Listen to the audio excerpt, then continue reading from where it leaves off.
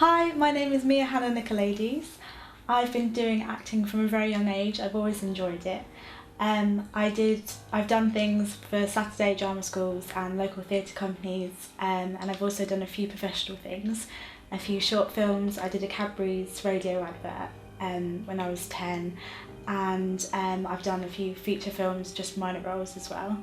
In the future, I'd really like to go into TV, film and radio, although I also love theatre as well. Thank you very much for considering me for the role.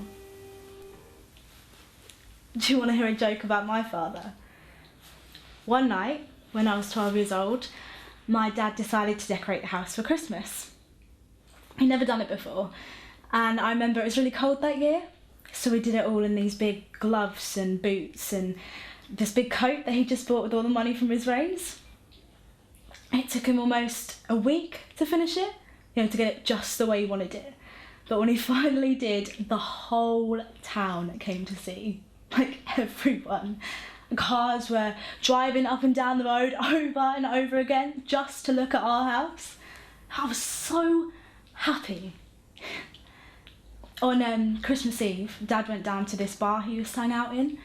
He used to spend Christmas Eve with his buddies because, well, Christmas Day all the aunts and uncles would be around, and, well, I guess being hungover gave him an excuse not to be a good host. Anyway, by the time Dad got back, Mum and I were in bed and it was way past midnight, and Mum had switched the Christmas lights off for the night.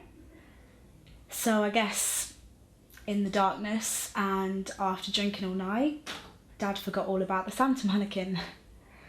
Mistook it for a burglar or something, because I heard shouting on the lawn, gunshots, broken glass. I didn't know what was happening, so I ran into Mum and Dad's room, but Mum and Dad weren't there.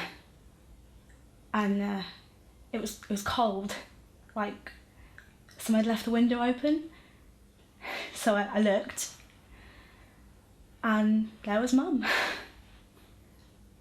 just lying there in the middle of all this shattered glass and blood.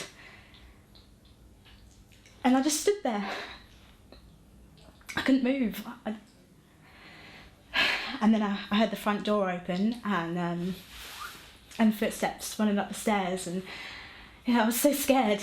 I thought whoever it was, they were coming to get me now, and there was nowhere to hide. There was no place to hide.